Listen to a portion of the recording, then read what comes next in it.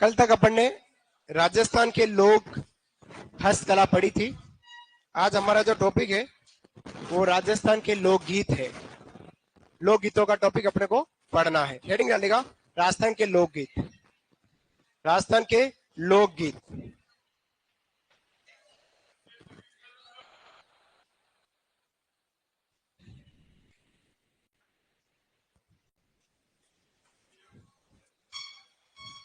लोकगीतों की चर्चा करने वाले हैं।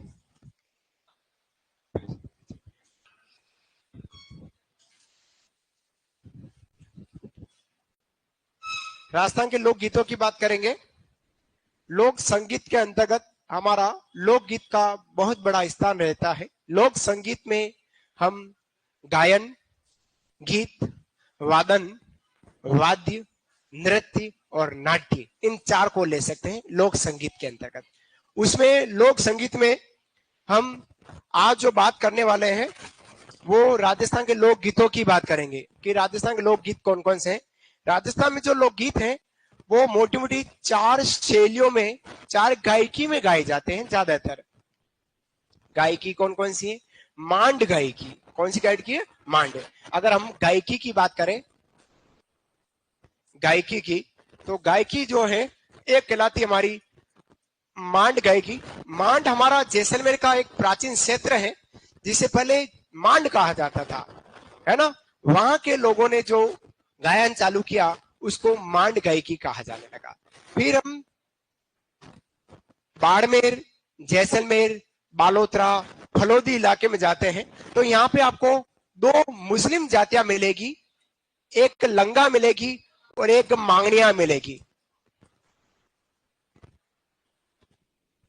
लंगा और मांगनियार, ये दो जाति, इन्होंने जो गायन की बात करी ये हमारी लंगा गायकी कहलाई और मांगनियार गायकी कहलाई।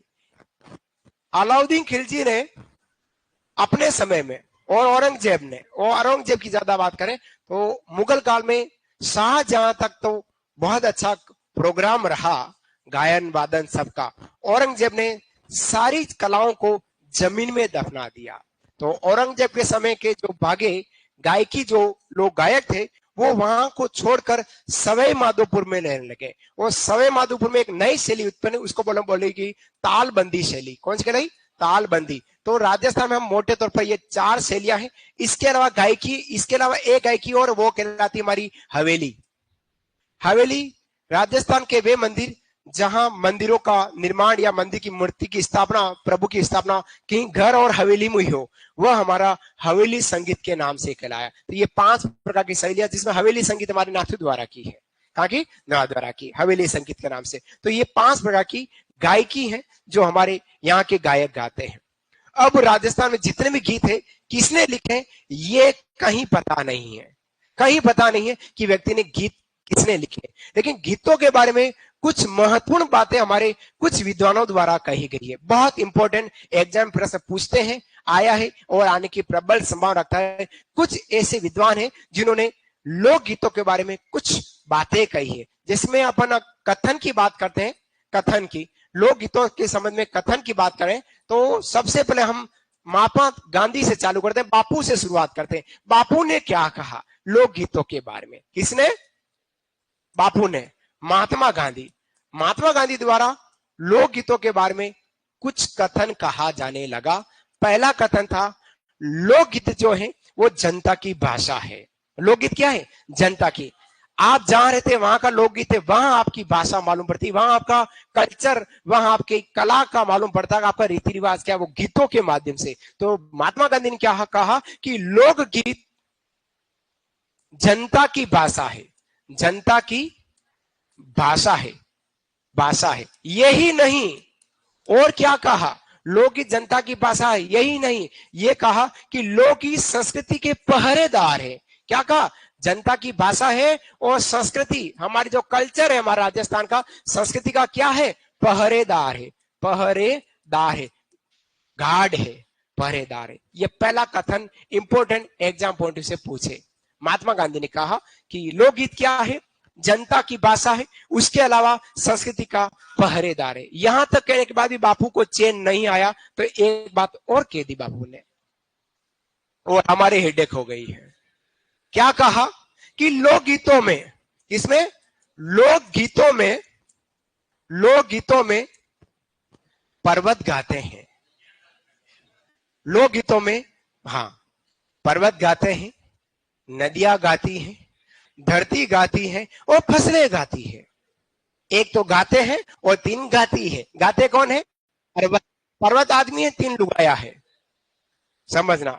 लोकगीतों में पर्वत गाते हैं, नदियां गाती हैं, धरती गाती हैं और फसलें गाती हैं।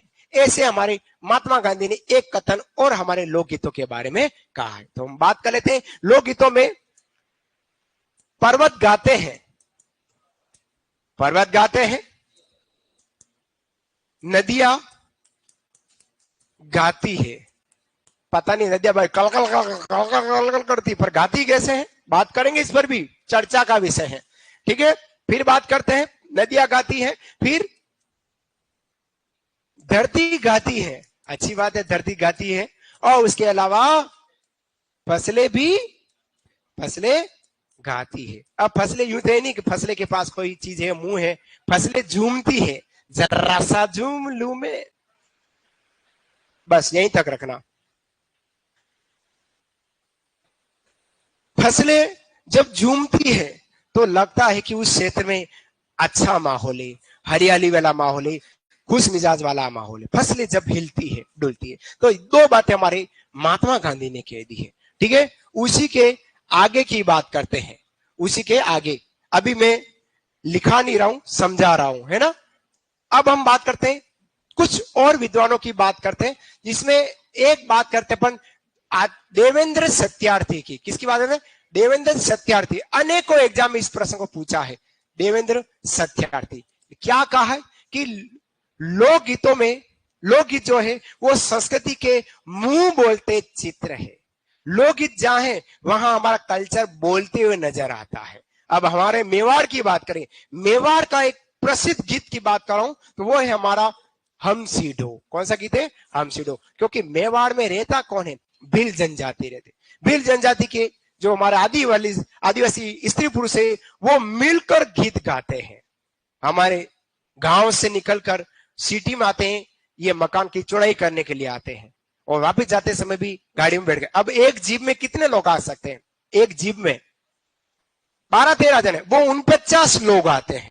कितने? 49 लोग। ड्राइवर कैसे बैठता है? यूं, आधा लटका हुआ है और आधे पे टिकाया हुआ है अपने आप को, यूं ऐसे बैठता है,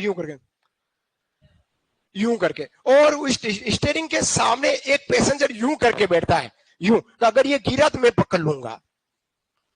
यूं बैठे हैं ड्राइवर के पास। पीछे वाली सीटों पे महिला पीछे यूं पकड़ के लटकी हुई है, और पुरुष ऊपर बैठे हैं, बोनट पे बैठे हैं। बोनट समझे? जीप के आगे वाला हिस्सा, वहां बैठे और गीत गाते हैं। बसों में, ट्रकों में, मांदल के बहतंग तंग तंग बहतंग तंग तंग तंग तंग तंग तंग तंग बहतंग तंग, इन वाद्य यंत्र के साथ ऐसे गीत गाते हैं। अब वो पता नहीं लग रहा क्या गाया है। स्त्री पुरुष मिलकर आप सुनेंगे तो आपको ऐसा ही आवाज आएगी, पता नहीं वो क्या करे। वो दिन भर की गतिविधि गा रहे हैं वो। तो स्त्री पुरुषों द्वारा, भील जनजाति के स्त्री पुरुषों द्वारा मिलकर जो गीत गाया गया वो क्या करा? हम सीढ़ो। इसी प्रकार से हमारे देवेंद्र सत्यार्थी साहब ने इस गीत के बारे में कहा कि लोकगीतों में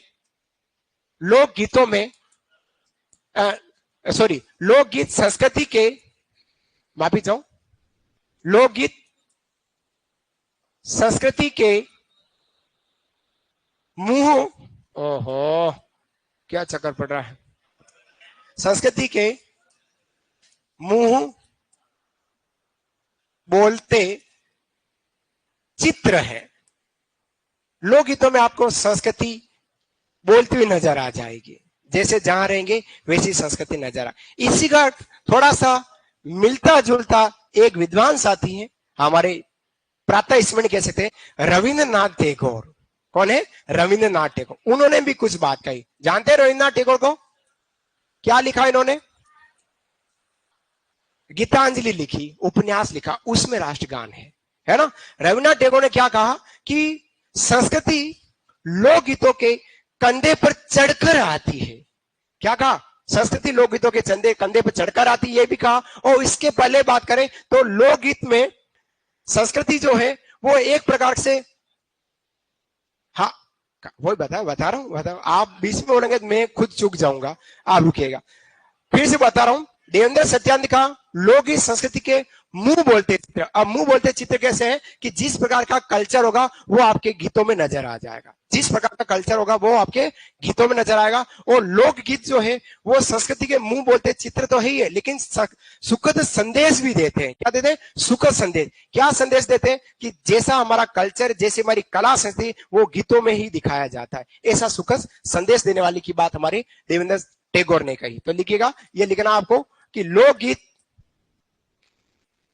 संस्कृति के सुखद संदेश देते हैं। लोकगीत क्या है? संस्कृति के सुखद संदेश देते हैं। एक और विद्वान है, वो हमारे हिंदी के प्रकांड विद्वान है आचार्य रामचंद्र शुक्ल की बात करूं। यह है कि संस्कृति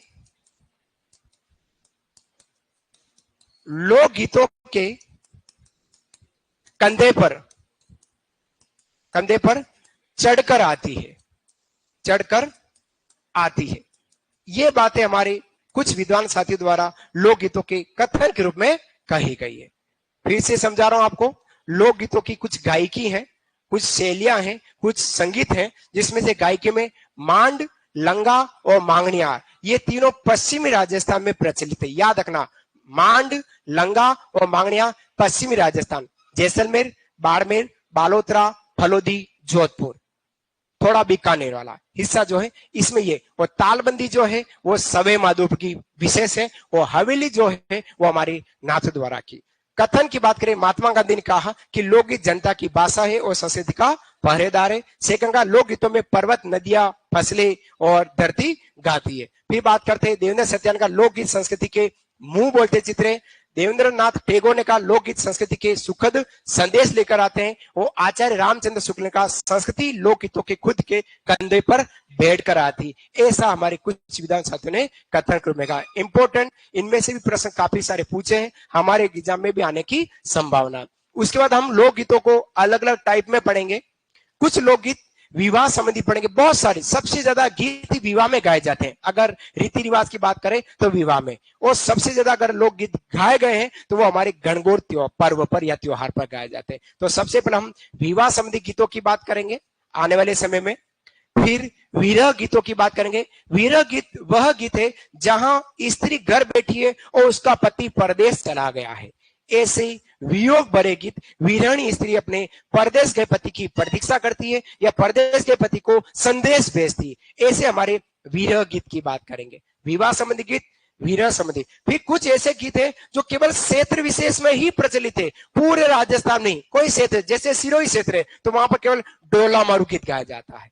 ऐसे हमारे क्षेत्र विशेष गीत, उनकी बात करेंगे। फिर चौथे नंबर बात करते हैं कुछ ऐसे गीत है जो धार्मिक गीत है, धर्म से संबंधित है, धार्मिक, जैसे लोक देवताओं से संबंधित, भगवान से संबंधित गीत है, उन धार्मिक गीतों की यहाँ बात करने वाले हैं। ऐसे गीत और फिर बातेंगे जो बाकी अपन अन्य गीतों के रूप में पढ़ने वाले। तो ये 5 कथन है, वो सबसे पहले आप लोग लिख लीजिएगा, फिर आगे बढ़ता हूं मैं।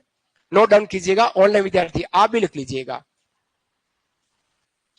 सबको लिखना है। ऑनलाइन विद्यार्थी को, आपको भी अब यहां से शुरू करना। राजस्थान के लोक गीतों की चर्चा कर रहे हैं और शुरुआत हमने यहां से करी है। गायकी कौन कौन सी लोकगीतों में, तो मांड है, लंगा है, मांगणियार है, तालबंदी है और हवेली। उसके बाद कथन महात्मा गांधी से शुरू किया है, तो नोट डाउन कीजिएगा, फिर आगे बढ़ रहे हैं। लिख ले।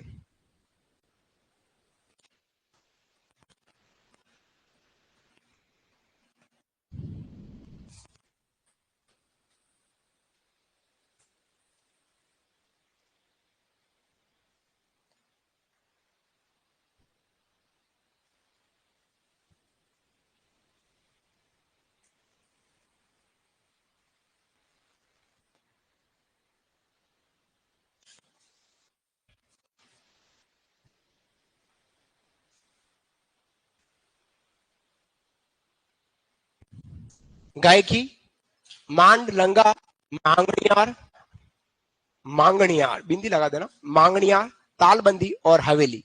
कथन में महात्मा गांधी ने कहा है लोकगीत जनता की भाषा है और संस्कृति का पहरेदार है, ऐसा कहा है।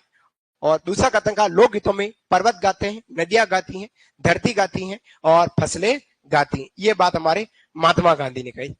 यहां तक लिखे।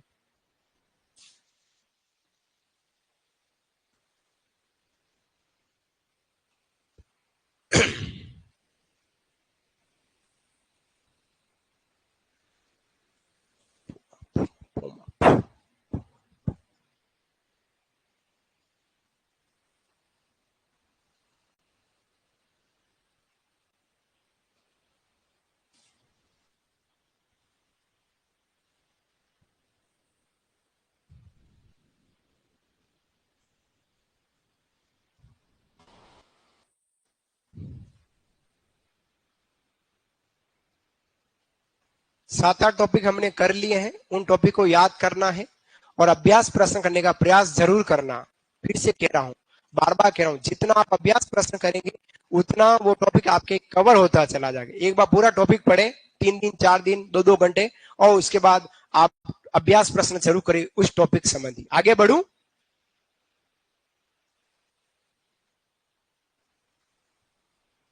महात्मा गांधी के 2 कथन है, दोनों कथन आपने लिखे हैं। लोकगीत जनता की भाषा संस्कृति का पहरेदार है और लोकगीतों में पर्वत गाते हैं, नदियां गाती हैं, धरती गाती हैं और फसलें गाती हैं।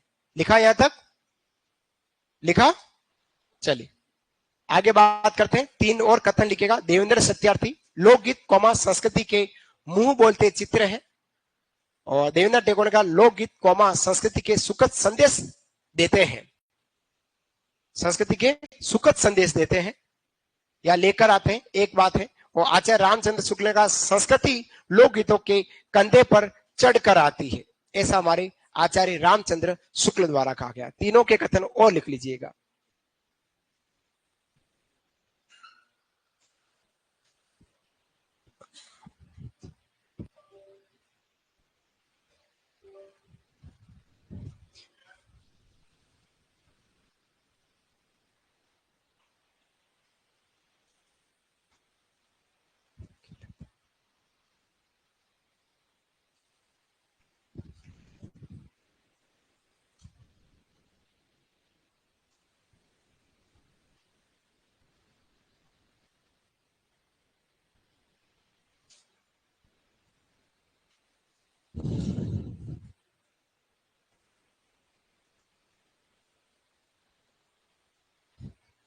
बहुत सारी मांड गायकी मिलेगी आपको। गौरीबाई है, 2-3 तो गौरीबाई के नाम से ही, गौरी देवी, गौरीबाई, अल्लाह जिलाबाई है, मांगी बाई है, एक सीमा मिश्रा है, अगर आपने नाम सुना हो। सीमा मिश्रा कौन रही है? क्या कहलाती है सीमा मिश्रा?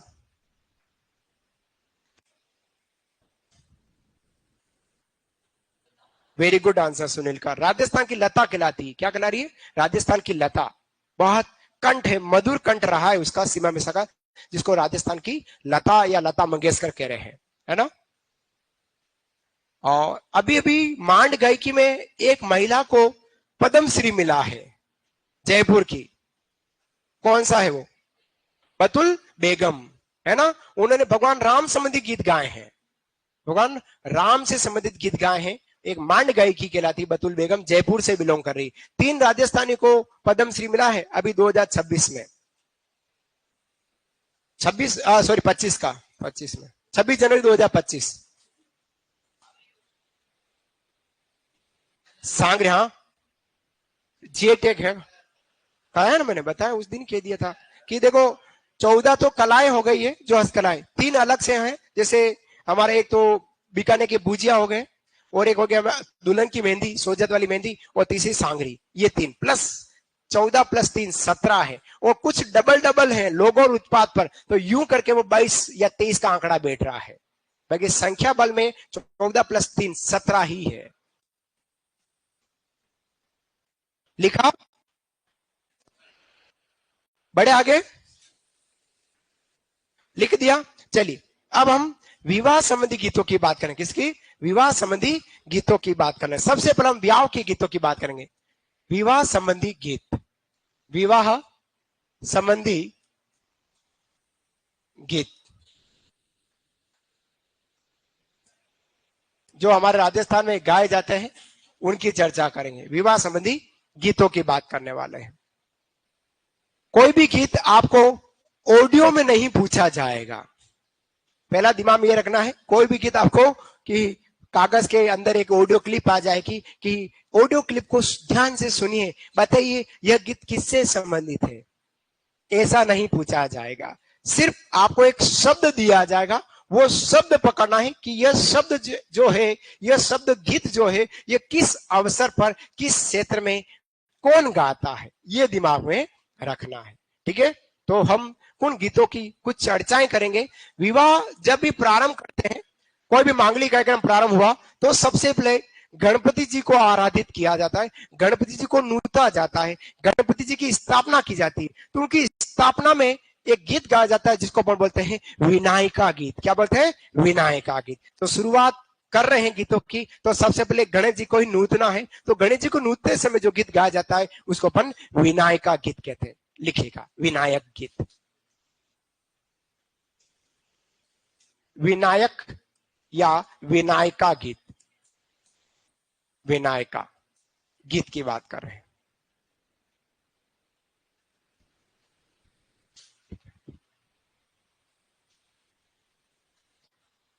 अब विनायक विनायका गीत विवाह अवसर के अलावा कोई भी मांगलिक कार्यक्रम हुआ, किसी भी मांगलिक कार्यक्रम को प्रारंभ करने से पूर्व जो गीत गाया जाता है वो हमारा विनायका गीत कहलाता है। लिखेगा, मांगलिक कार्यक्रम के प्रारंभ में, मांगलिक कार्यक्रम के प्रारंभ में, कोई भी मांगलिक कार्यक्रम हो उसके प्रारंभ में, मांगलिक कार्यक्रम के प्रारंभ में, मांगलिक कार्यक्रम, मांगलिक कार्यक्रम के प्रारंभ में जो गीत गाया गया वो हमारा विनायक या विनायका गीत कहलाया। जैसे ही विनायका गीत लग जाता है उसके बाद दूल्हा दुल्हन को पीठी कराते हैं। क्या कराते हैं? पीठी, उपटन। अब ये चीजें मैंने आपको रीति रिवाज में नहीं पढ़ी थी। एक भाई ने कहा सर पीठी नहीं करे, मैंने कहा पीठी गीत में डालूंगा।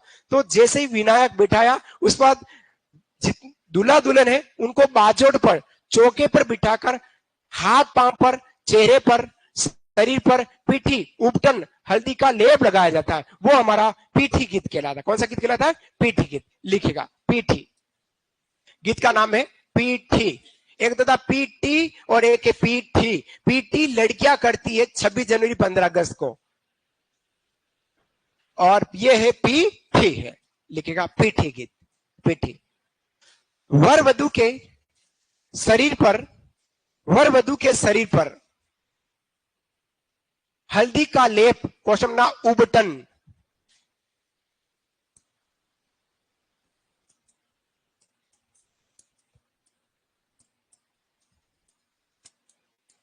वर वधु के शरीर पर हल्दी का लेप लगाते समय, उबटन, लेप को उबटन बोलते हैं, उबटन, लेप लगाते समय गाया गया जो गीत है वो गीत हमारा क्या कहलाया? पीठी गीत कहलाया। फिर जैसे विवाह चालू होता है तो हमारे आस घर परिवार की जो महिलाएं हैं, सगे संबंधी महिलाएं, वो आस पड़ोस की महिलाएं दूल्हा दुल्हन को छेड़ती हैं। शादी जैसे चालू होता है तो दूल्हा दुल्हन को छेड़ा जाता है, दूल्हे को दुल्हन की बातें कही जाएगी गीतों में, और दुल्हन को दूल्हे की बातें की जाती है गीतों में। जैसे ही दुल्हन को दूल्हे की बातें की जाती है तो जैसे महिला ने दूल्हे की बात दुल्हन को सुनाई तो दुल्हन, अरे मम्मी जी मामी जी ऐसा मत करा करो, मेरे को अच्छा नहीं लग रहा है। सब अंदर लड्डू फूट रहा है लेकिन बाहर बता नहीं रही है। ये प्रोग्राम अगर दूल्हे के यहाँ पर भी है तो दूल्हे को भी कहते हैं कि देखो थारी बिंदनी ऐसी है, तारी बिंदनी इतनी बढ़िया है, गोरी है, ये सब महिला उसको छेड़ती है तो दूल्हा भी मुस्कुराता है लेकिन जवाब नहीं देता है। अच्छा, तो उसी को भी लग रही है, लाडू तो फूट रहा है उसके भी, है ना, चूरमे के 2 लाडू, मोतीचूर के 2 लड्डू फूट रहे हैं। तो वो जो गीत है वर वधु को संबोधित करते हुए जो गीत गाया जाता है उस गीत को बोलते हैं बन्ना बन्नी गीत। क्या बोलते हैं? बन्ना बन्नी। बन्ना हमारे अगर देखा जाए तो राजपूतों में लड़का लड़कियों को कहते हैं, और बन्ना बन्नी जो है वो हमारे राजस्थान में दूल्हा दुल्हन को भी कहते हैं। तो लिखेगा बन्ना बन्नी गीत, बन्ना बन्नी। बन्ना बन्नी गीत, बन्ना बन्नी, बन्ना बन्नी गीत का लिखेगा वर वधु को संबोधित करते हुए, वर वधु को संबोधित करते हुए गाया गया गीत, वर वधु को संबोधित, वर वधु को संबोधित करते हुए जो गीत गाया जाता है वह गीत हमारा बन्ना बन्नी गीत कहलाया। एक दूसरे को संबोधित किया जाएगा अपने अपने पक्ष की महिलाओं द्वारा, वो हमारा बन्ना बन्नी गीत कहलाया। जैसे ये गीत हुआ उसके बाद दूल्हा दुल्हन को भोजन कराने ले जाते हैं सगे संबंधियों की, या जो हमारा एक रिवाज जिसको अपन बिंदोला कहते हैं, तो बिंदोला जिमाते समय जो गीत गाया गया वो हमारा बिंदोला गीत या बिंदोली गीत कहलाया। लिखेगा बिंदोला गीत, बिंदोला, बिंदोला, बिंदोला क्या है कि वर वधु को भोज कराते समय, लिखेगा बिंदोला गीत वर वधु को भोजन कराते समय गाया गया गीत,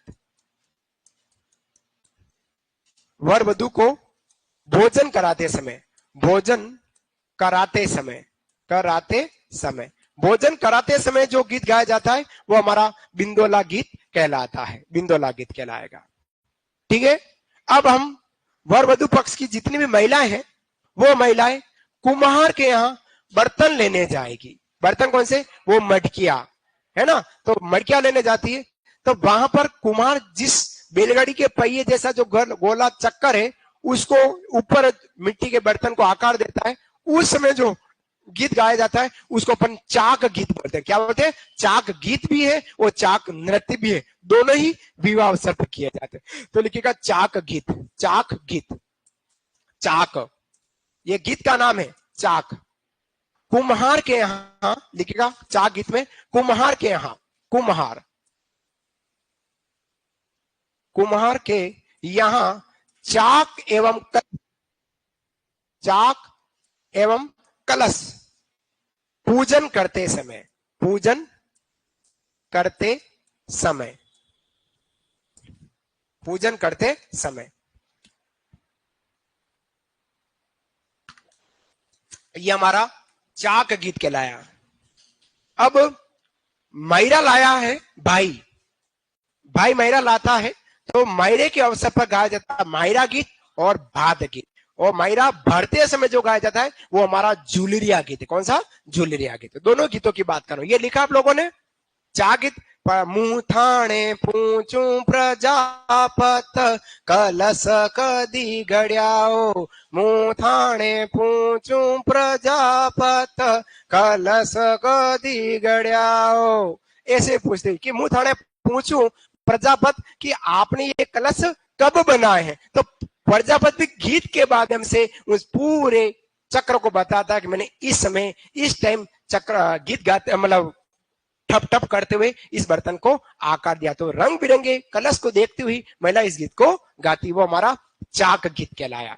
ठीक है, अगला गीत है मायरा या भात गीत। लिखेगा मायरा या भात, मायरा या भात एक ही बात है, मायरा या भात, मायरा या भात गीत। कब? भाई द्वारा मायरा या भात भरते समय। लिखेगा भात भरते समय या मायरा भरते समय, भात भरते समय या भात के अवसर पर, है ना, एक ही बात है। ये गीत भी वो एक झूलरिया गीत भी। कौन सा? झूलरिया, झूलरिया। यह गीत भी मायरा भात भरते समय ही है। लिखेगा भात या मायरा भरते समय। एक गीत और लिखेगा झूलरिया, यह भी हमारा भात ऑब्लिक मायरा भरते समय। दोनों ही गीत हमारे मायरा भात के समय है, लेकिन मायरा भात वाला गीत कहीं पूछने वाला नहीं है क्योंकि अपने आप में गीत नजर आ रहा है, रिवाज नजर आ रहा है। लेकिन झूलरिया जरूर पूछा जा सकता है कि झूलरिया क्या है। तो झूलरिया जब भाई मायरा लाता है तो मायरा भरते हैं, उस समय जो गीत गाया जाता है वो गीत हमारा झूलरिया गीत कहलाया। कौन सा गीत कहलाया? झूलरिया गीत कहलाया। ठीक है, अब आपने रोड़ी पूजन की बात करी थी। रोड़ी पूजन जो गोबर का ढेर है उसकी पूजा की जाती। उस रोड़ी पूजन के समय रोड़ी गीत गाया जाता। कौन सा? रोड़ी गीत गाते हैं। लिखिएगा रोड़ी गीत। रोड़ी गीत का नाम है रोड़ी। गीत का नाम है रोड़ी। ये एक टोटका किया जाता है। ये एक प्रकार का टोटका है जो दूल्हा दुल्हन की कोई नजर ना लगे, डाकन बूट चुड़ैल ना लगे, तो एक टोटका किया जाता है। एक कील ठोकी जाती है वहां पर। आप कहीं गए हो तो देखना कि दूल्हा दुल्हन को एक साड़ी के नीचे खड़ा कर दिया जाता है। साड़ी के चार पल्लू चार जने पकड़ लेते हो, बीच में दूल्हा या दुल्हन अपने अपने यहाँ पर यूं छुरी या लेकर यूं चलती है, यूं चलता है, ऐसे चल रहा है। और हाँ हाँ, मेरे को धीरे चल। हाँ, तो वहां तक पहुंचे और वहां एक टोटका किया जाएगा, किली लगे जाएगी और कोई दूसरी कोई चीजें है वो उसके अंदर दबाई जाती है। और वहां दूल्हा दुल्हन की जो भाभी है, काकी है, मासी है, मौसी है, ये नाच नृत्य करती है।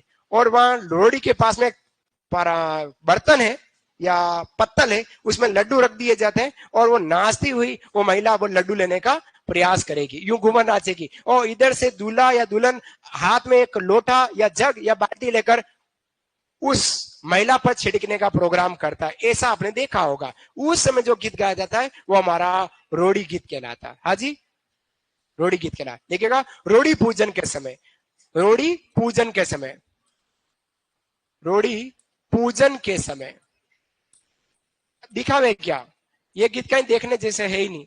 क्या दिखेगा उसमें? रोड़ी पूजन देखना है, अगर मिल जाए तो अच्छी बात, आपकी किस्मत है।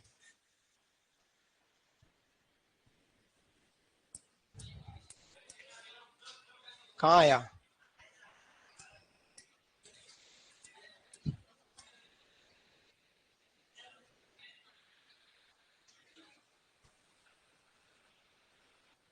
ये आया, वीडियो आएगा। रुको रुको रुको, वीडियो है।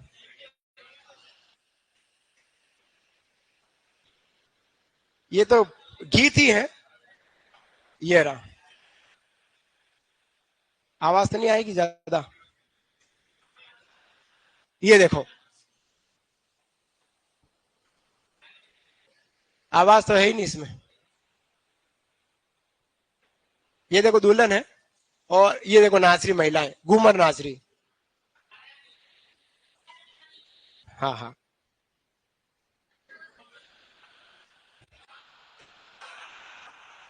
है।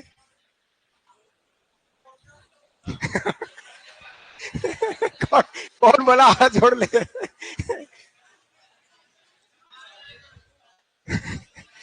हर चीज में हाथ। समझ में आया? ये हमारा रोड़ी पूजन हुआ। अभी देखा आपने, दुल्हन यूं लेके गई, छुरी लेके गए और उसको पूजन कराया गया, वो हमारा रोड़ी गीत कराया। आओ अब बारात विदाई करते हैं। बारात विदाई के समय जो गीत गाया जाता है वो हमारा गोड़ी गीत है। कौन सा? गोड़ी गीत। लिखेगा गोड़ी गीत।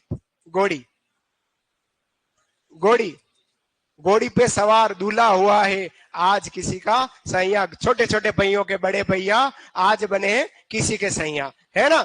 एक आला है कि देश वीर जवानों का बेलों का मस्तानों का देश के यारो होय सन्नेड़ो सन्नेड़ो।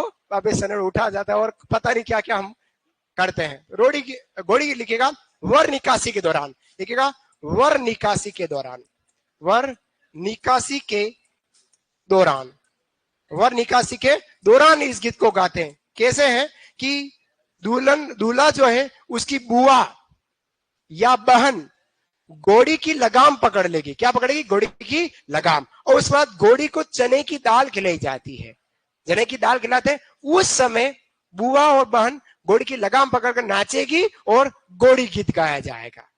ठीक है, ये हमारा घोड़ी गीत। अब जो गीत है वो गीत दुल्हन के यहाँ भी गाया जाता है और दूल्हे के यहाँ भी गाते हैं। दूल्हे के यहाँ कब गाते हैं? जब टूटिया रस्म निकाला जाता है, महिला गालियां देती है, तो वो गाली भरा जो गीत है उस गीत को बोलते हैं सीठने। क्या बोलते हैं? सीठने। ये अनेक एग्जाम में पूछा है, आने की प्रबल संभावना फिर से रखता है कि सीठने क्या है।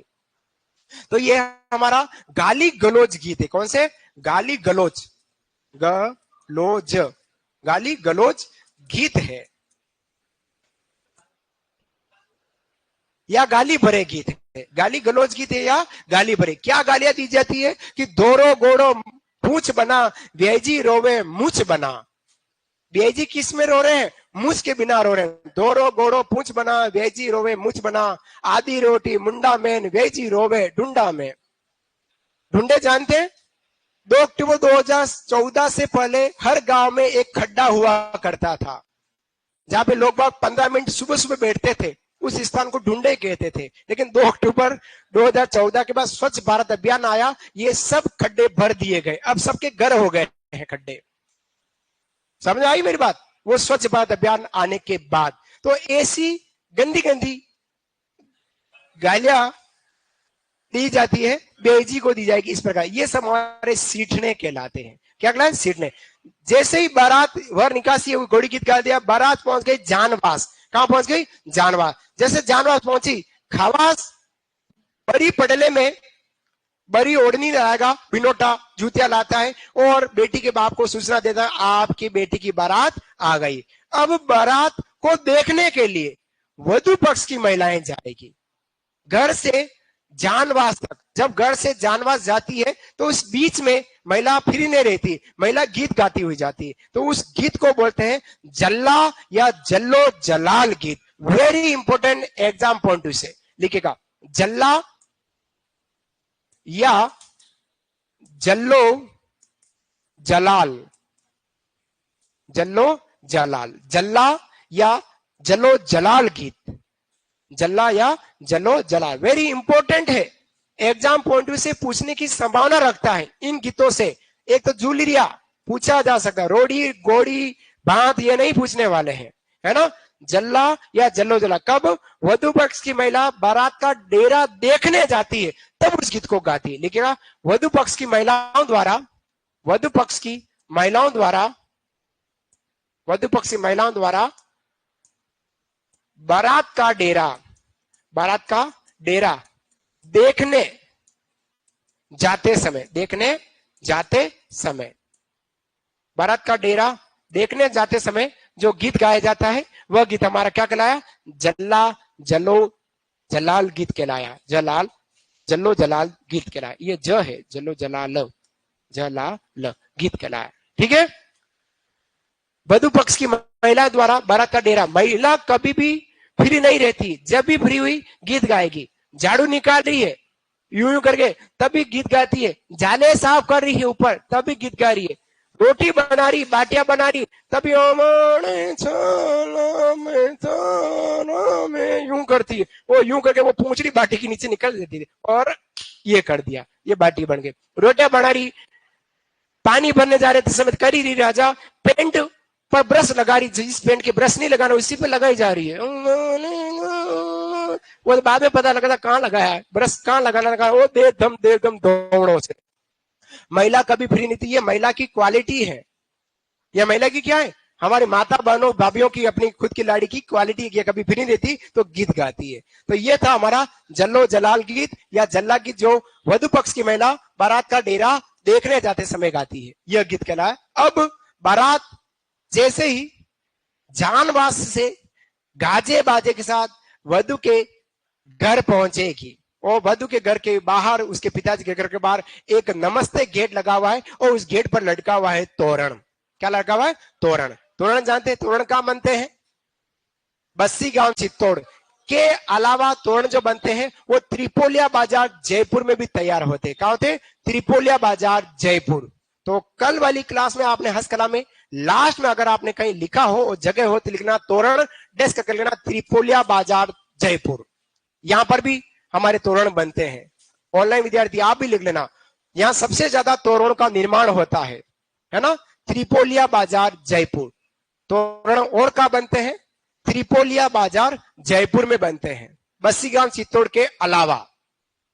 त्रिपोलिया बाजार जयपुर, यहां पर भी तोरण का निर्माण होता है। तो तोरण रस्म के समय जो गीत गाया जाता है उसको बोलते हैं तोरणियों गीत। तोरणियों गीत कहलाता है। लिखेगा तोरणियों गीत का नाम है तोरणियों। तोरणियों गीत कहलाया। तोरणियों। अब लिखो गीत का नाम तोरणियों। तोरणियों गीत कब गाया जाता है? तोरण रस्म के समय। कब गाते हैं?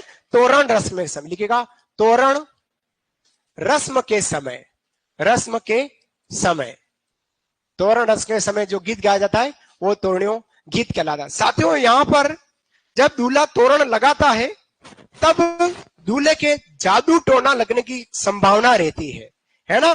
तो जादू टोने से बचाने के लिए भी एक गीत गाया जाता है और उस गीत को बोलते हैं कामण गीत। क्या बोलते हैं? कामण। देखो एक शब्द है कामण और एक शब्द है कामड़, हण और ड, दो शब्द है। कामण जो है वो तो हमारा गीत है, वो कामड़ ड है ये हमारी जाति है, 13 ताली नृत्य करने वाली जाति, कामड़ जाति, कामड़ है ना, 13 ताली नृत्य। मांगे भाई कामड़, तो ड और ण का फर्क है, इतना सा याद रखना, शब्द का अर्थ का अनर्थ मत कर देना। तो हम जो बात करें वो गीत की बात करें तो वो कौन सा गीत कहलाया? कामड़। अच्छा प्रश्न ये बनता है कि दूल्हे को जादू टोने से बचाने हेतु कौन सा गीत गाया जाता है? तो वो हमारा कामण गीत कहलाया। लिखेगा दूल्हे को जादू टोने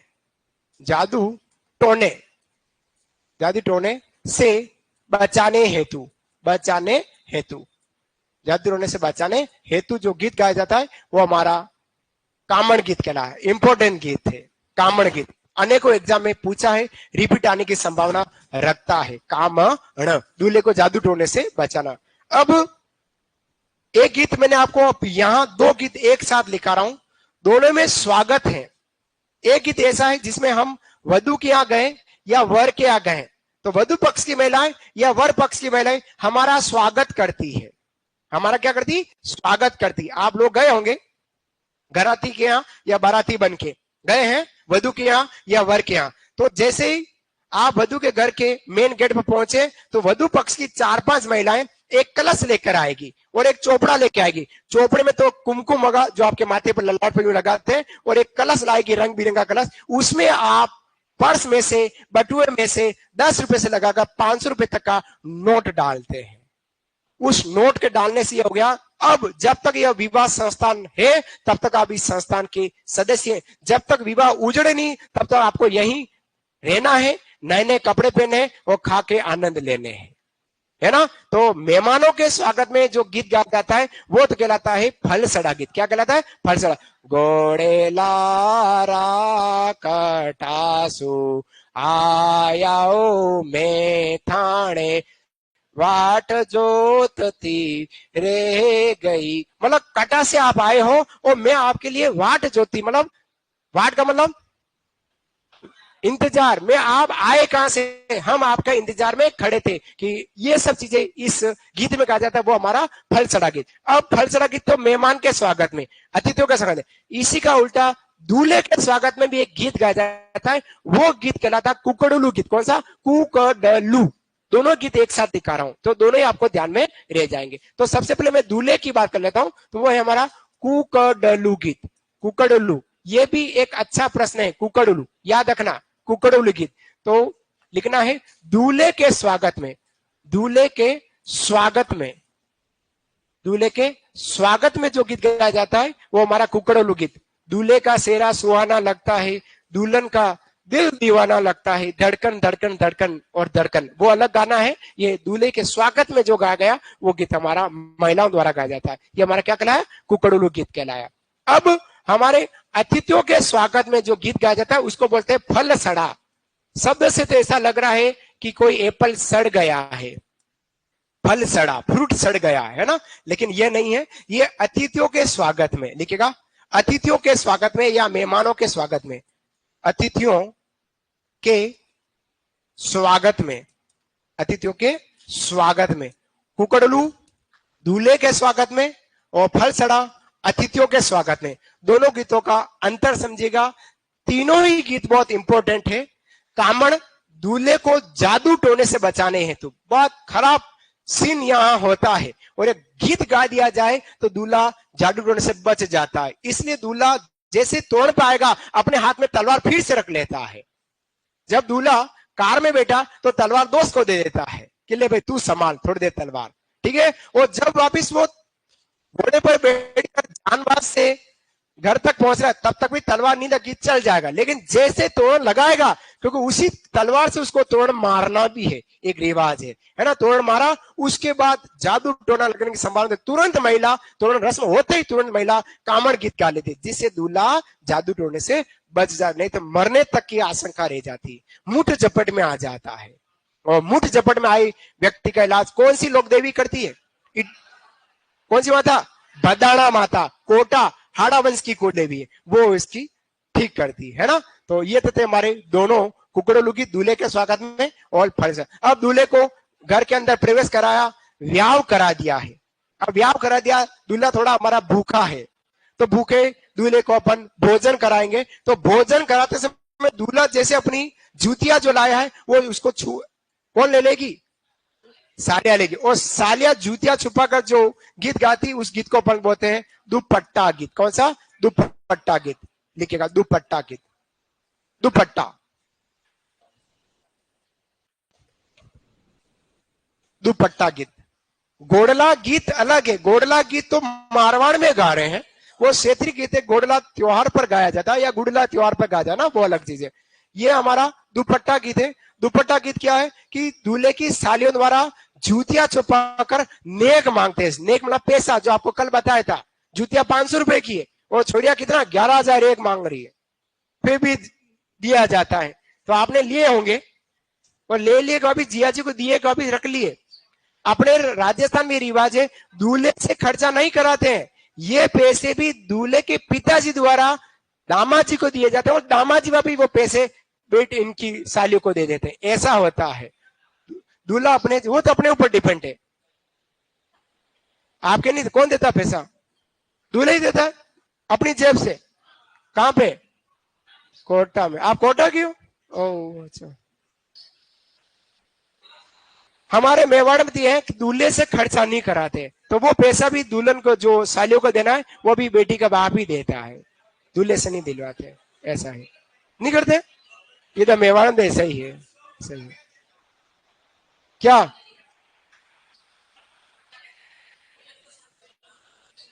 नहीं नहीं, देना तो पड़े ना, पैसा छोरे को देना पड़े।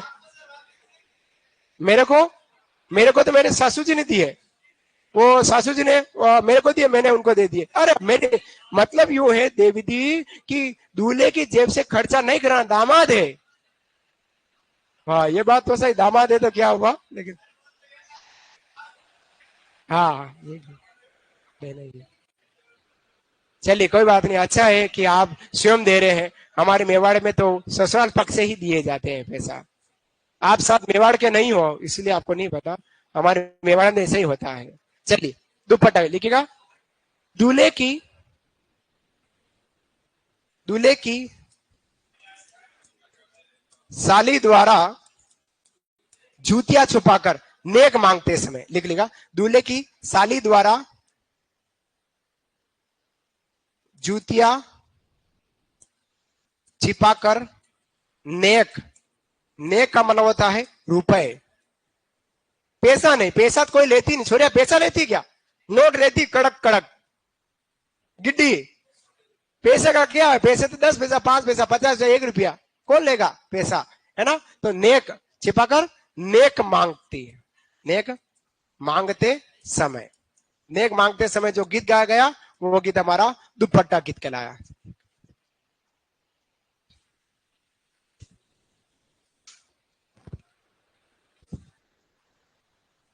ठीक है, ये हमारा दुपट्टा गीत कहलाया। अब आगे बढ़ रहा हूं। अभी अब हम बारात को विदाई करेंगे। विदाई के समय मोटे तौर पर 2 गीत गाए जाते हैं। एक गीत कहलाता है हमारा कोलड़ी गीत। कौन सा? कोलड़ी। और एक गीत कहलाता है आंबो गीत। आंबो, कोलड़ी गीत प्रसिद्ध है, लेकिन एग्जाम में पूछा ना पूछा, लेकिन आंबो गीत जरूर पूछा जा सकता है। लिखेगा अगला। हाँ हाँ हाँ, वो तो किसकी बात कर रहे हैं?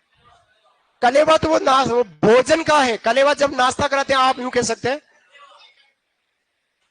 चवरी गीत है कन्यादान के समय। किसकी बात कर रहे हो?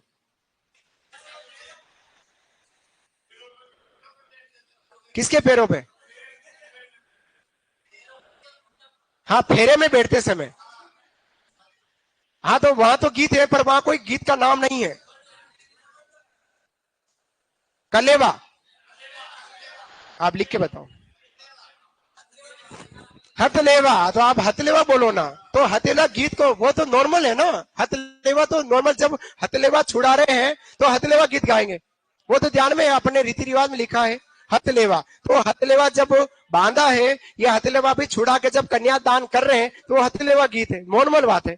वो तो हथलेवा मालूम है, जब हम फेरे ले रहे हैं तभी तो हथलेवा गीत गाया जाएगा।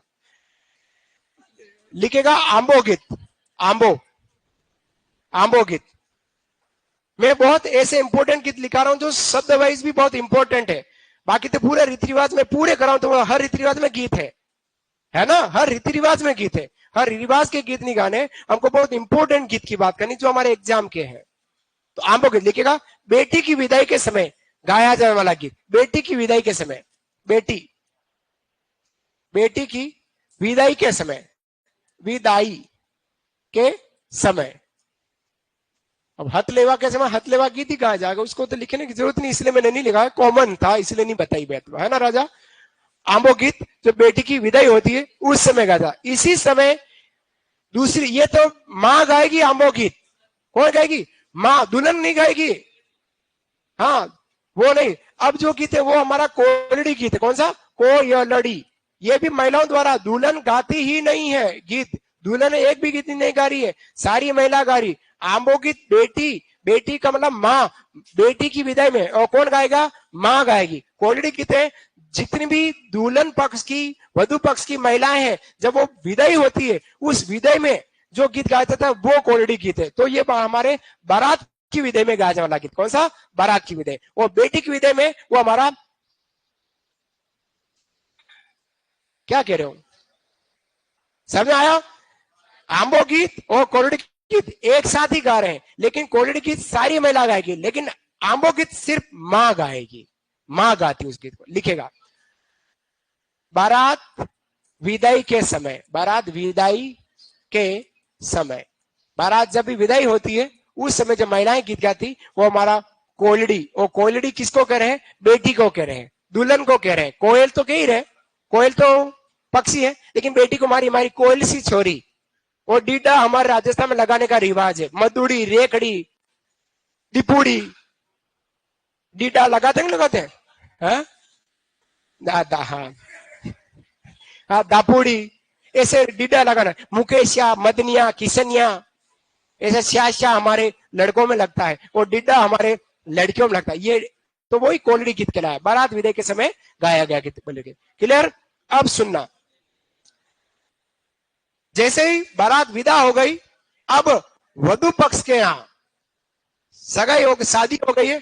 अब जितनी भी महिला होगी वो वधु की घर के जितने भी पुरुष हैं उनको बधाई हुए गीत गाएगी। और जब बारात वापिस वर के यहाँ पहुंच जाती है, वहां पर भी महिलाएं, बारात वापिस रिटर्न आ गई है, वहां पर भी महिला वर की जितनी भी पुरुष है उनको बधाई देते हुए गीत गाती। उस गीत को बोलते हैं बधावा गीत या मंगल गान गीत। कौन सा? मंगल गान। लिखेगा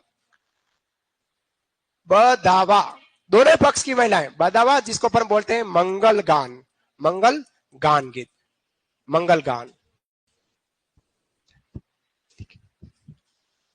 मंगल गान।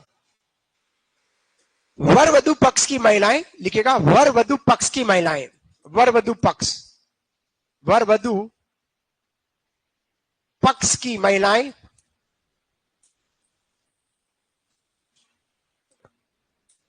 परिवार के प्रत्येक पुरुष, महिलाएं परिवार के प्रत्येक पुरुष, पक्ष की महिलाएं परिवार के प्रत्येक पुरुष, प्रत्येक पुरुष का नाम लेकर, का नाम लेकर,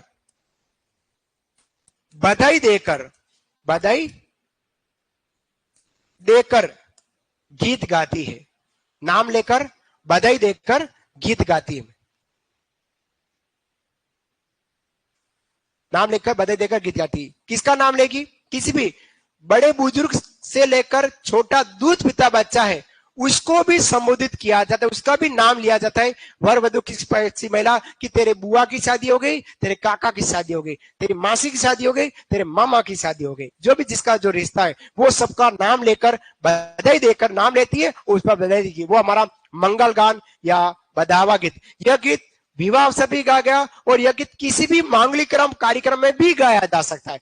कोई भी मांगलिक क्रम संपन्न हुआ तो संपन्न में जो गीत गाया जाता है वो हमारा बधावा गीत कहलाता है। ये विवाह में संपन्न हुआ था वधु के यहाँ तो वहां गाया गया। अगर कोई थाली प्रसादी है, मुंडन संस्कार है, गृह प्रवेश है, वास्तु है, वो भी कार्यक्रम कंफर्म पूरा तभी इस गीत को गाते हैं, वो हमारा बधावा गीत कहलाता है। जब विवाह हो गया है, दामाद पहुंच गया अपने घर बेटी को लेकर, बाबुल की दुआएं लेती जा तुझको सुखी संसार मिले, सब हो गया, बारात विदा हो गई, इधर आ गया है। अब भाई जो है वो अपनी बहन को लेने आएगा, है ना, बहन को लेने आता है। फिर हमारा रिवाज है कि दामाद एक बार पुनः विवाह के बाद ससुराल जाता है अपनी पत्नी को लेने। जब अपनी पत्नी को लेने जाता है तब दामाद पहली बार ससुराल जा रहा है विवाह के बाद, तो उसको भोजन कराते हैं। भोजन कराते समय जो दामाद के बारे में जो गीत गाया जाता है वो गीत हमारा पावना गीत कहलाता है। क्या कहलाता है? पावना गीत। लिखेगा पावना, पावना। पावना का मतलब हमारा दामाद है, दामाद जमाई साहब, कंवर साहब। हमारे राजस्थान में दामाद को पावना कहा जाता है। वैसे देखा जाए आदमी की इज्जत अपने घर से ज्यादा ससुराल में इज्जत ज्यादा होती है।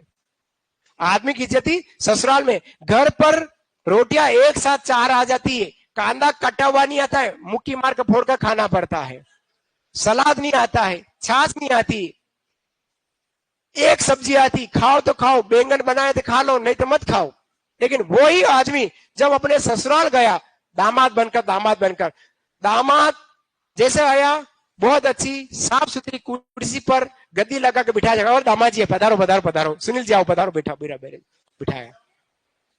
बिठाया और गरम गरम रोटी आएगी। रोटी के दोनों तरफ घी लगा हुआ आएगा। इधर घी लगा हुआ था नहीं था कंफर्म नहीं है, लेकिन ससुराल में घी लगा हुआ दोनों तरफ। सब्जियां 2 बनती है, कांदे भी कटिंग आते हैं, सलाद आ जाता, छाछ राबड़ी सब आती, मिठाई भी आती है, और मनवार करती साली जी। बस साली जी की मनवार से, जिया जी एक रोटी ज्यादा, नहीं मेरा हो गया, नहीं जीजू एक नहीं, एक को लेनी पड़ेगी, तो लेनी है, जीजू को लेनी है। साली ने मनवा कर ली। साली और जिया जी का रिश्ता बहुत पवित्र रिश्ता है, जहां ससुराल में अगर कोई है तो साली जी है, जो इज्जत करती है और मानवरा। क्यों उस दामाद की, उस व्यक्ति की इज्जत ससुराल? क्योंकि ससुराल का तूफान जो है वो आपने कंट्रोल कर रखा है।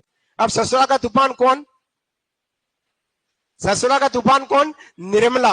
और उस निर्मला को कंट्रोल किसने किया है? हिम्मत मेवाड़ा ने। इसलिए ससुराल में इज्जत है। और याद रखें, सारे भाइयों को कह रहा हूं, मेरे सारे छोटे भाइयों को कह रहा हूं, शादी के पहले और शादी के बाद हो सके जब तक कम कम ससुराल जाना, इज्जत बनी रहेगी। ज्यादा जा रहे मिसेस के लो चलो चलना पड़े, लो चलो अपने चल पड़े, धीरे धीरे इज्जत का बट्टा पार हो जाएगा। इज्जत नहीं रहती। कम, जितना कम जाएंगे उतनी इज्जत हमारी ससुराल में खूब ज्यादा होती। वास्तविकता है ये। तो वो हमारा पावना है। ये तो शब्द है पावना, लेकिन अगर इसके अपन ई की मात्रा लगा दें, पीवना, तो ये हमारा एक प्रकार का मरुस्थल में पाया जाने वाला सांप है। डंक नहीं मारता है ये सांप, ऐसा है, डंक नहीं मारता, ये जहरीली सांसें छोड़ता है और अपनी पूंछ को रेत में यूं यूं यूं यूं करके यूं करके अंदर धंसता है। सीधा मुंह आगे नहीं करता है, पहले पूंछ के यहां से यूं गोल गोल घूमेगा, यूं गोल गोल गोल गोल गोल गोल घूम घूम के ठेठ इतना से मुड़ कर डब अंदर चला जा। रेत के कलर का ही है, ब्राउन ब्राउन कलर का होता है। ये हमारा पीवड़ा सांप और ये हमारा पावड़ा दामाद है, कंवर साहब है, माथे के मोड़ है। क्या कहलाते दामाद? माथे के मोड़। मोड़ क्या? जो दामाद के बांधा गया था, दूल्हे के बांधा, वो मोड़ के लाया। लिखेगा विवाह के बाद, विवाह के बाद, विवाह के बाद जब दामाद पहली बार, दामाद पहली बार ससुराल जाता है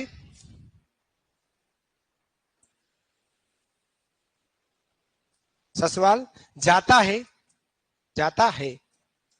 तब भोजन कराते समय, भोजन, भोजन कराते समय, भोजन कराते समय गाया जाने वाला लोकगीत।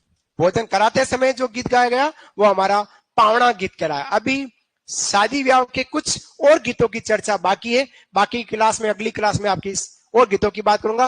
फिर कल वाली क्लास में वीरक गीतों की और क्षेत्र विशेष गीतों की बात करेंगे। तब तक के लिए राधे राधे, शाम मिला दे, धन्यवाद। फिर इंपॉर्टेंट गीत है, प्रश्न पूछते हैं तो धीरे धीरे पढ़ना और ऑब्जेक्टिव प्रश्न करने का ज्यादा प्रयास करना। बार बार कह रहा हूं, समय कम है, पढ़ेंगे समय कम मिलेगा, धीरे धीरे मैटर आपका बढ़ता चला जा रहा है ना। सीरियसली पढ़ने का प्रयास करना। नेक्स्ट संडे जो एग्जाम होगा, जो टेस्ट होने वाला है, तो हस्तकला, लोकगीत और गीत के बाद जो टॉपिक है उन 3-4 टॉपिक का टेस्ट होगा, है ना, नेक्स्ट रविवार को जो होने वाला उसमें।